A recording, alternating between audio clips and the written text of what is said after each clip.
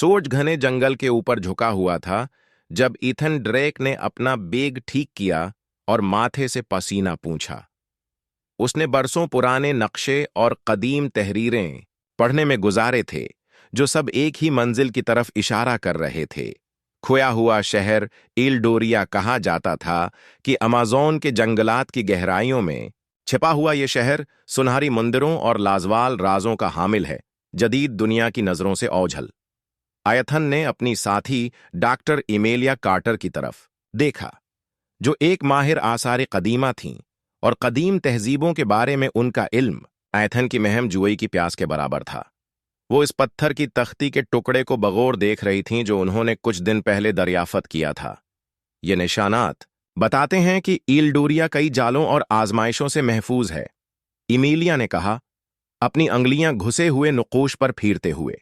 चाहे जाल हूं या आजमाइशें, हम करीब हैं, मैं महसूस कर सकता हूं।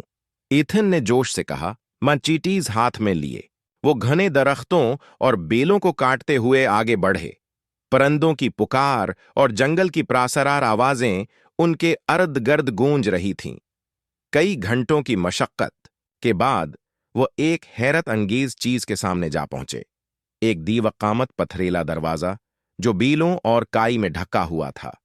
पत्थर पर एक कदीम तहरीर कंदा थी।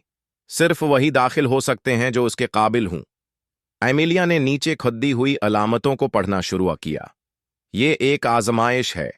हमें अपनी अहलियत साबित करने के लिए एक पहेली हल करनी होगी। एथन घुटनों के बल झुका, गर्द झाड़कर सूरज और चांद की अलामतों को देखने लगा। इमीलिया की तर्जुमानी के मुताबिक उसने मखसूस निशानात दबाए। एक गहरी गड़गड़ाहट सुनाई दी और दरवाजा आहिस्ता आहिस्ता खुलने लगा। तारीकी में